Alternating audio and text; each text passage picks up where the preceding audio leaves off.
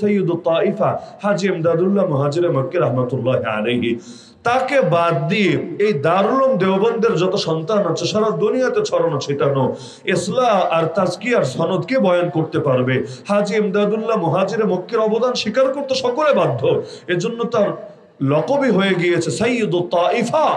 গোটা এই দেওবন্দি সার্কেলের নেতা তিনি, আত্মশুদ্ধির লাইনের সর্দার তিনি। তো একদিকে তিনি সৈয়দুত তাইফা, আরেকদিকে তিনি তার জামানায় একটা মাসালার ক্ষেত্রে এমন মত পোষণ করতেন যে মতটা আকাবির ওলামায়ে দেওবন্দের মতের সাথে বিপরীত ছিল মিলাদ কিয়ামের মাসালার ক্ষেত্রে। এই বিষয়ে তিনি একটা বইও লিখলেন। তার সেই বই যখন এসে পৌঁছলো, তারই একান্ত খলিফা ফকিহুন নফস আবু হানিফা সানি রশিদ আহমদ গাঙ্গুহি রহমতুল্লাহি আলাইহির হাতে, তো শাইখের কিতাব হাতে এসে পৌঁছেছে। দুনিয়ার লোকেরা তো এটাকে পারলে চোখে লাগাবে, মাথায় রাখবে, সর্বোচ্চ শ্রদ্ধা দেখাবে। তিনি কিতাবটা হাতে পেয়ে ছুঁড়ে ফেললেন। সবাই তো অবাক, আর এটা আবার কেমন পীরের প্রতি শ্রদ্ধা দেখালো যে পীরের কিতাব হাতে পেলো কিন্তু এটাকে বুকে না নিয়ে, মাথায় না নিয়ে উল্টো এটাকে ছুঁড়ে ফেললো। অদ্ভুত ব্যাপার। তিনি ব্যাখ্যা করে দিলেন, আমি আমার শায়েখকে বায়াত দিয়েছি আত্মশুদ্ধির লাইনে, শরীয়তের লাইনে না। সুতরাং আমার ইলম যেটাকে নাজায়েজ বলে সির্ফ আমার শায়েখ আর পীর বলেছে বলে আমি সেটার পক্ষে কিছুতেই দালালি করতে পারি না। অতীতে যারা বিগত হয়েছেন তাদের আদর্শ সংরক্ষিত না থাকে, আর আমাদের সামনেও নেয়ামত প্রাপ্ত বান্দাদের কোনো মডেল না থাকে, তাহলে আমরা কিভাবে তাদের পথে চলবো, তাদের অনুসরণ করব, তাদের অনুকরণ করব? আবার আল্লাহকে এটাও বলে দিচ্ছে, আল্লাহ যারা বিপথগামী, পথের সন্ধানই পায় নাই, আর যারা গজবগ্রস্ত তাদের পথে তুমি আমাদেরকে চালিও না। তাফসীরের কিতাবে এই নেয়ামত প্রাপ্ত বান্দা, গজবগ্রস্ত বান্দা আর বিপদগামী বান্দা এর একটা সংজ্ঞা এভাবেও করা হয়েছে যে নেয়ামত প্রাপ্ত বান্দা হলো তারা যাদের ভেতর হকের ইলমও আছে, হকের আমলও আছে, তারা হক চেনেও হক মানেও। বিপদগামী বান্দা আদ-দাল্লিন হলো তারা যারা হক চেনেও না, না চেনার কারণে মানে না, মানা সম্ভব না।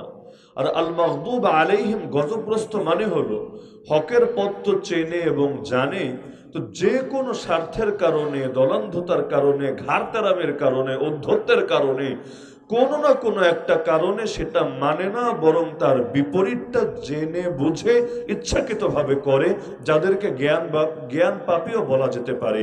তাহলে এই যে তিন শ্রেণীর মানুষ, এক হলো নেয়ামত প্রাপ্ত বান্দা যাদের মধ্যে হকের ইলমও আছে, আমলও আছে, আর এক হলো আদ-দাল্লিন বিপদগামী বা পথহারা বান্দা যাদের মধ্যে হকের ইলমও নাই, হকের আমলও নাই, আর মাঝামাঝি আছে আল মাগদুব আলাইহিম গজবগ্রস্ত বান্দা যাদের মধ্যে হকের ইলম তো ঠিকই আছে তবে আমল নাই।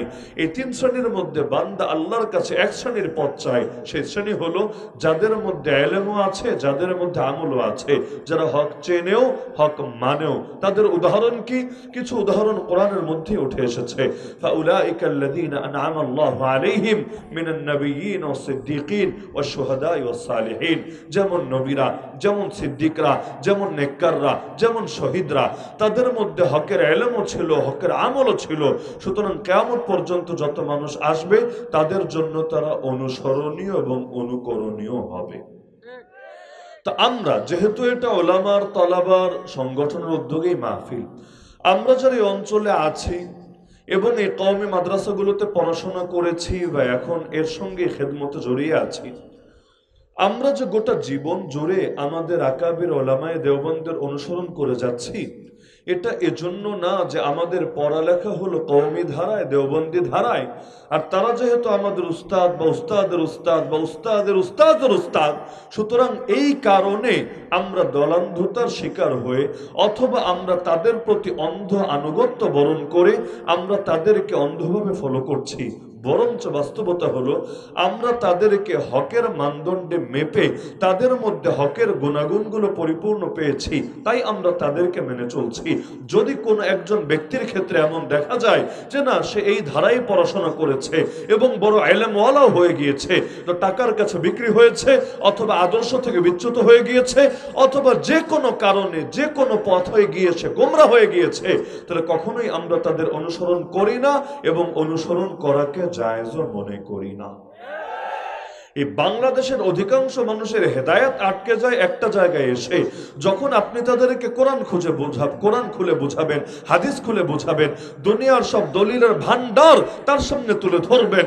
অনেক ক্ষেত্রেই দেখবেন সে কেবল মানতে পারেন এই কারণে তার অমুক নেতা এটা বলেছে, তো অমুক দলের সর্বপ্রধান ব্যক্তি এটা বলেছে, হয়তো 100 বছর আগে বলেছে বা 50 বছর আগে বলেছে। এজন্য শিরিক বোঝার পরও শিরিক ছাড়বে না, বেদাত বোঝার পরও বেদাত ছাড়বে না, গোমরাহি চেনার পরও গোমরাহি ত্যাগ করবে না। কারণ ওই যে এক আদর্শ পেয়েছে চেন সূত্রে, এটা থেকে এক লাইন দূরে সরতে কোনোভাবে রাজি হবে না। অথচ আমাদের ইতিহাস হলো সেই সূচনা লগ্ন থেকেই। তাহলে আমাদের সূচনা লগ্ন থেকেই তো এটা স্পষ্টভাবে দেখা যাচ্ছে যে আমরা অন্ধত্ব কখনোই কবুল করি নাই। এমনকি শুধু এক হাজী ইমদাদুল্লাহ মুহাজিরে মক্কা রাহমাতুল্লাহ আলাইহির ক্ষেত্রে বিষয়টা এমন ঘটেছে তাই তো না। আরে শাইখুল আরবি ওয়াল আজম হুসাইন আহমদ মাদানী রাহমাতুল্লাহ আলাইহি তাকে চেনে না বা শ্রদ্ধা করে না বা ভালোবাসে না। এই দারুল উলুম দেওবন্দের সন্তানদের মধ্যে এমন কাউকে খুঁজে পাওয়া যাওয়ার কথা না, কিন্তু একাধিক মাসালার ক্ষেত্রে পর্যন্ত এমন হয়েছে তিনি যেই ফতোয়া দিয়েছেন, আরে অধিকাংশ ব্যক্তিত্ব সেই ফতোয়া গ্রহণ করেন নাই। যেমন আমাদের সিলেটে যদি রমাদানে আসেন, এখান থেকে সিলেট বেশি দূরে না, আমার দাওয়াত থাকলো, সুযোগ হলে আসবেন, অন্তত আমাদের মাদ্রাসাটাও দেখে গেলেন। দেখবেন সিলেটে গেলে অনেক মসজিদে রমজান মাসে তারাবি, যেভাবে তারাবির মধ্যে কোরআন খতম হয়, তাহাজ্জুদের নামাজেও কোরআন খতম হয়। তাহলে তাহাজ্জুদও হয় জামাতের সাথে, তারাবিও হয় জামাতের সাথে। কিন্তু এই এলাকাগুলোতে আমার ধারণা নাই, তবে এদিকে তাহাজ্জুদ কি জামাতের সাথে হয় নাকি? সম্ভবত না। ওদিকে যদি আরো যান, নরসিংদী যান, গাজীপুর যান, ঢাকা যান, নারায়ণগঞ্জ যান, এমন একটা মসজিদে আদৌ খুঁজে পাওয়া যাবে কিনা আল্লাহ ভালো জানে। অথচ এই সিলেটের মসজিদগুলোতে মাদানী রাহমাতুল্লাহ আলাইহি তো দুনিয়াতে নাই, কিন্তু তার শাগরেদরা অথবা শাগরেদদের শাগরেদরা, তার সন্তানরা বা সন্তানের সন্তানরা, তারাও যদি আসেন, যেমন মাহমুদ সাহেব যখন আসেন, তিনি এসে নিজেও এই তাহাজ্জুদের জামাতের ইমামতি করেন সিলেটের একাধিক মসজিদে, বিশেষ করে শেষ দশকে ইতিকাফের সময়গুলোতে। তাহলে দেখা যাচ্ছে অন্যরা যেটা করছে না, সিলেটের মধ্যে যেহেতু মাদানী রাহমাতুল্লাহের প্রভাব বেশি, সেখানে ব্যাপকভাবে সেটা চলছে। কিন্তু অন্যরা তাই বলে সেটাকে আবার নাজায়েজ, হারাম বা কবিরা গুনাহ বলে ফতোয়া দিচ্ছে না, তাদেরকেও বেদাতি বলে ঘোষণা দিচ্ছে না। কেন? কারণ যেই দলিলের আলোকে ইখতিলাফ হয়েছে, ওই দলিলের আলোকে দুটো মতেরই সুযোগ আছে। একটাকে তুলনামূলক শক্তিশালী, আর একটাকে তুলনামূলক দুর্বল বলা যেতে পারে। তা আমার নজরে যেটা শক্তিশালী সেটা আমি গ্রহণ করব, আপনার নজরে যেটা দুর্বল সেটাকে আপনি অ্যাভয়েড করে চলবেন, এটা স্বাভাবিক। কিন্তু এই যে দেখা যাচ্ছে তিনি এত বড় একজন ব্যক্তিত্ব, কিন্তু তিনি করেছেন বলেই অন্ধভাবে সকলে করছে না, বরং বিষয়টাকে বিচার বিশ্লেষণ করে যেই ক্ষেত্রে মনে হচ্ছে না হুজুর যেই মত দিয়েছেন এর চাইতে অন্য মত যেটা আছে থানবী আলাইহির রহমার মত, সেটাই বেশি শক্তিশালী, তো এই ক্ষেত্রে এত বড় ব্যক্তি বলার পরও অন্ধের মতো সেটাকে গ্রহণ করে নিচ্ছে না।